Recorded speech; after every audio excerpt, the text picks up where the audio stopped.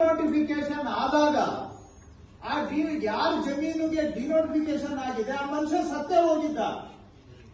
ಕುಮಾರಸ್ವಾಮಿ ಅವರು ಮೈಸೂರು ಪ್ರಕರಣದಲ್ಲಿ ಪ್ರಶ್ನೆ ಮಾಡಿದ್ರಲ್ಲ, ಸತ್ತೋದರ ಹೆಸರಿಗೆ ಹೆಂಗ್ರಿ ಡಿನೋಟಿಫಿಕೇಶನ್ ಮಾಡ್ತೀರಿ ಅಂತ.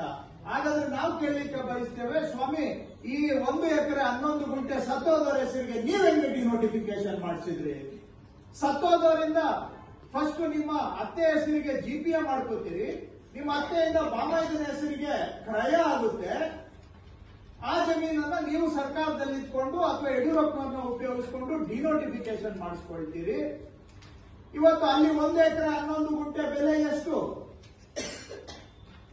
16 ಕೋಟಿ ಬೆಲೆ ಬಾಳುವಂತಹ ಆಸ್ತಿ, ಬಿಡಿಎಗೆ ಸೇರಿದಂತಹ ಸ್ವತ್ತು, ನಿವೇಶನಗಳ ಮುಖಾಂತರ ಬಡವರಿಗೆ ಸಿಗಬೇಕಾಗಿದ್ದಂತಹ ನಿವೇಶನಗಳನ್ನ ವಂಚನೆ ಮಾಡಿ ಸರ್ಕಾರ ಭೂಸ್ವಾಧೀನ ಮಾಡಿಕೊಂಡು ಮುಗಿಸಿದ್ದಂತಹ ಜಮೀನನ್ನ ಡಿನೋಟಿಫಿಕೇಶನ್ ಮಾಡ್ತಿರಲ್ವಾ? ನೀವು ಮಾಡಿದ್ದು ಇದು ನ್ಯಾಯನ ಅನ್ಯಾಯನ? ಇದು ಕ್ರಮನ ಅಕ್ರಮನ? ಇದು ವ್ಯವಸ್ಥಿತ ವಂಚನೆ ಹೌದಾ ಅಲ್ವಾ? ಇವತ್ತು ಬಿಜೆಪಿಯವರು ಮಾನ್ಯ ವಿಜಯೇಂದ್ರ ಅವರು ಇಷ್ಟೆಲ್ಲ ಮಾತಾಡ್ತಾರೆ. ಯಾರು ಬರ್ದಿರೋದಿಲ್ಲಿ? ಭೂಸ್ವಾಧೀನದಿಂದ ಕೈ ಬಿಡಲು ಆದೇಶಿಸಿದೆ. ಮಾನ್ಯ ಯಡಿಯೂರಪ್ಪನವರು ತಮ್ಮ ಸ್ವಂತ ಕೈಯಾರೆ ಬರೆದಿರುವಂತಹ ಆದೇಶ.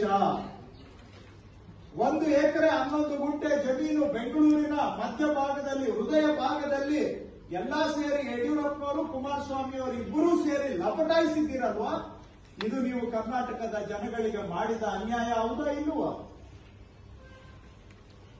ಇದು ಬೇರೆ ಯಾರ ಹೆಸರಿನಲ್ಲೂ ಆಗಿಲ್ಲ, ದಯವಿಟ್ಟು ಅರ್ಥ ಮಾಡ್ಕೊಳ್ಳಿ. ಇದು ನೇರವಾಗಿ ಕುಮಾರಸ್ವಾಮಿಯವರೇ ಫೈಲ್ ಪುಟಪ್ ಮಾಡಿ ಅಂತ ಹೇಳಿ ಆದೇಶ ಮಾಡಿರೋದು. ಕುಮಾರಸ್ವಾಮಿ ಅವರು ಫೈಲ್ ಪುಟಪ್ ಮಾಡಿ ಅಂತ ಹೇಳಿ ಅವರು ಮುಖ್ಯಮಂತ್ರಿ ಇದ್ದಾಗ ಆದೇಶ ಮಾಡಿದ್ದನ್ನ ಯಡಿಯೂರಪ್ಪನವರು ಡಿನೋಟಿಫಿಕೇಶನ್ ಮಾಡಿರೋದು.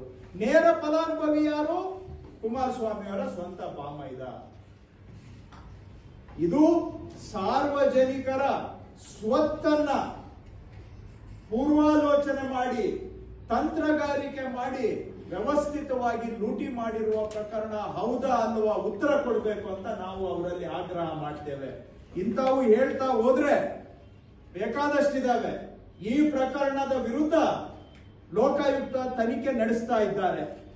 ಲೋಕಾಯುಕ್ತ ತನಿಖೆಯನ್ನ ವಜಾ ಮಾಡಬೇಕು ಅಂತೇಳಿ ಮಾನ್ಯ ಯಡಿಯೂರಪ್ಪನವರು ಹೈಕೋರ್ಟ್ಗೆ ಅಪೀಲ್ ಹೋಗಿದ್ರು. ಹೈಕೋರ್ಟ್ ಅಲ್ಲಿ ಅಪೀಲು ವಜಾ ಆಗಿ 25,000 ರೂಪಾಯಿ ದಂಡನೂ ಹಾಕಿದ್ದಾರೆ. ಇವತ್ತಿಗೂ ಕೂಡ ಲೋಕಾಯುಕ್ತದಲ್ಲಿ ತನಿಖೆಯಲ್ಲಿದೆ. ನಾವು ಈ ವೇದಿಕೆ ಮುಖಾಂತರ ಆಗ್ರಹ ಮಾಡ್ತಾ ಇದ್ದೇವೆ, ಲೋಕಾಯುಕ್ತದವರು ತತ್ಕ್ಷಣ ತನಿಖೆಯನ್ನ ಪೂರೈಸಿ ಅವರ ವರದಿಯನ್ನ ಇದರ ಮೇಲೆ ಕೊಡಬೇಕು. ಯಾರು ತಪ್ಪು ಮಾಡಿದ್ದಾರೆ ಅವರಿಗೆ ಶಿಕ್ಷೆ ಆಗುವಂತಹದ್ದು ಆಗಬೇಕು ಅಂತ ನಾವು ಲೋಕಾಯುಕ್ತ ಅವರನ್ನು ಕೂಡ ಆಗ್ರಹ ಮಾಡ್ತೇವೆ. ಇವೆಲ್ಲ ದಾಖಲೆಗಳನ್ನ ನಾವು ನಿಮಗೆ ಒದಗಿಸಿಕೊಡ್ತೇವೆ.